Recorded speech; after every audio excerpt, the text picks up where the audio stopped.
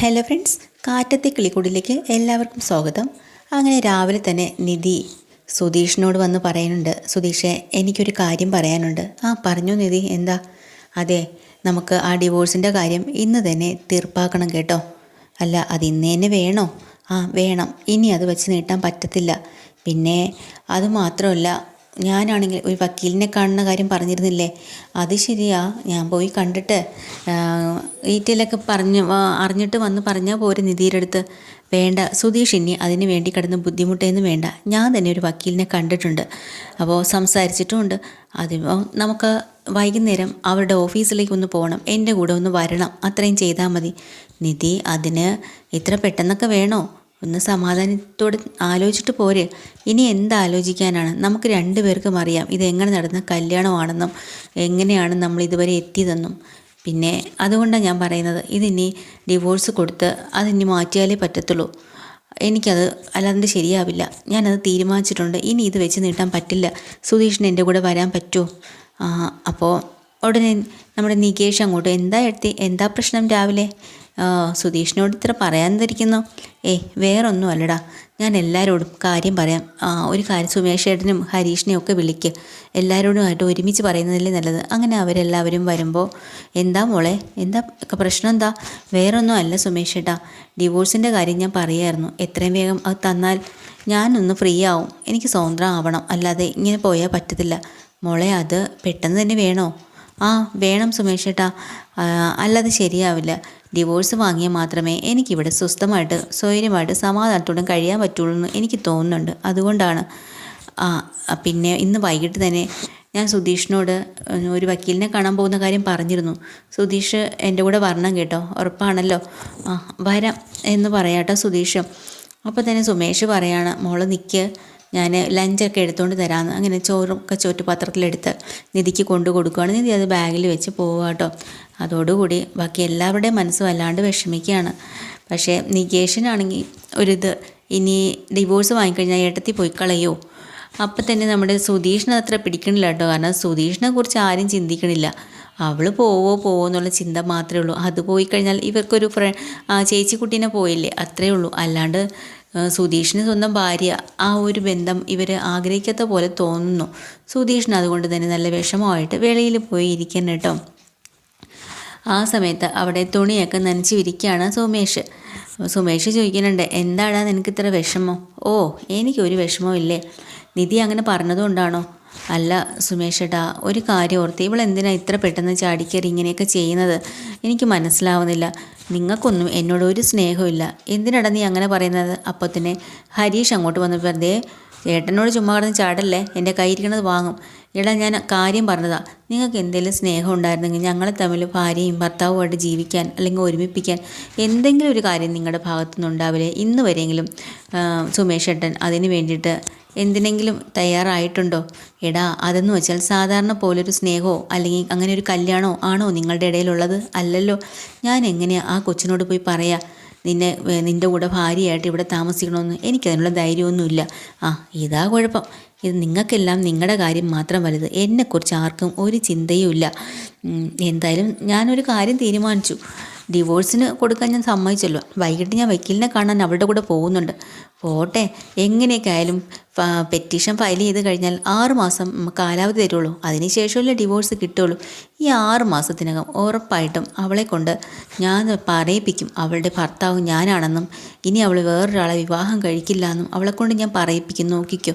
അപ്പോൾ ഹരീഷും സുമേഷും കൂടെ പരസ്പരം നോക്കിയിട്ടല്ലേ ഇയാളെ കൊണ്ട് തോറ്റു, ഇയാളിത് എന്താ ഇങ്ങനെ എന്നും പറയാട്ടോ.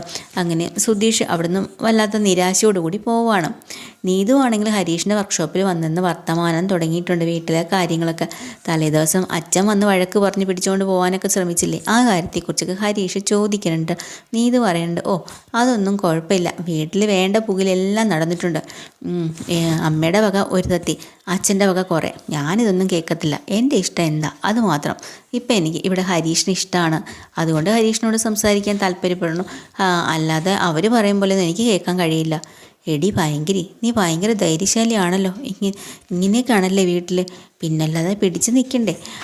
ഇപ്പോൾ വേറൊരാളോട് വന്നിട്ടുണ്ട്, ഏട്ടൻ. എവിടെയോ ജോലി തപ്പി പോയതാ, കുറച്ച് ദിവസമൊന്നും ഇവിടെ ഇല്ലായിരുന്നു അഖിലേട്ടൻ. മൂത്ത ആളല്ലേ? ആ അതെ, ഇപ്പോൾ ജോലിയൊന്നും സെറ്റായില്ലെന്ന് തോന്നുന്നുണ്ട്. ഇപ്പോൾ വീട്ടിലുണ്ട്. ഇപ്പം ഏട്ടൻ്റെ വകയും കുറേ കിട്ടുന്നുണ്ട് എന്നൊക്കെ ഇങ്ങനെ പറയാട്ടോ. പിന്നെ ഹരീഷും വിഷമിച്ചിരിക്കുന്ന കാരണം നീതു ചോദിക്കുന്നുണ്ട് എന്താ ഹരീഷിൻ്റെ പ്രശ്നമെന്ന്. അപ്പോൾ ഹരീഷ് ആദ്യമൊന്നും പറയുന്നില്ലെങ്കിൽ നീതു നിർബന്ധിക്കുമ്പോൾ വീട്ടിലെ ഏട്ടൻ്റെയും ഏട്ടത്തിയുടെയും ചെറിയ പ്രശ്നങ്ങളും ഒക്കെ പറയാൻ തുടങ്ങി. അപ്പോഴാണ് നീതു പറഞ്ഞത് അവിടെ സ്നേഹിച്ച് വിളിച്ചുകൊണ്ട് വന്നതല്ലേ നീ ആ ചേച്ചിയെ, പിന്നെ എന്താ ഇങ്ങനെ പ്രശ്നം? ആ സ്നേഹവും സ്നേഹിക്കപ്പെടലും ഒക്കെ നമ്മുടെ ഇടയിൽ മാത്രമേ ഉള്ളൂ, നമ്മളാണ് അങ്ങനെ ചിന്തിക്കുന്നത്, അവരുടെ ഇടയിൽ അങ്ങനെയൊന്നും ഇല്ല. അല്ല അതെന്താ അങ്ങനെ സ്നേഹിച്ച് കല്യാണം കഴിഞ്ഞിട്ട് പരസ്പരം ഒരുമിച്ച് ജീവിക്കുന്നില്ല എന്ന് വെച്ചാൽ എന്താവും അതിൻ്റെ കാര്യം എന്ന് നീതു ചോദിക്കുക കേട്ടോ. അതൊക്കെ പറയാനാണെങ്കിൽ കുറേ ഉണ്ട്, ഒന്നും മിണ്ടാതിരിക്കുന്നതാണ് നല്ലതെന്ന് പറഞ്ഞ് ഹരീഷ്. ആ സമയത്താണ് നീതുവിൻ്റെ ഏട്ടൻ അഖിൽ അതുവഴി കടന്നു പോകുന്നത് ബൈക്കിൽ. അപ്പോൾ വർക്ക്ഷോപ്പിൽ ഇവളിരുന്ന് സംസാരിക്കുന്ന കാണുക കേട്ടോ. ഇതും കൊണ്ട് വീട്ടിൽ ചെന്ന് ചാടി തുമ്പിക്കുന്ന അച്ഛനോടും അമ്മയോടും അവിടെ കിടന്ന കസേരയൊക്കെ അടിച്ച് പൊട്ടിക്കാനൊക്കെ നോക്കുക.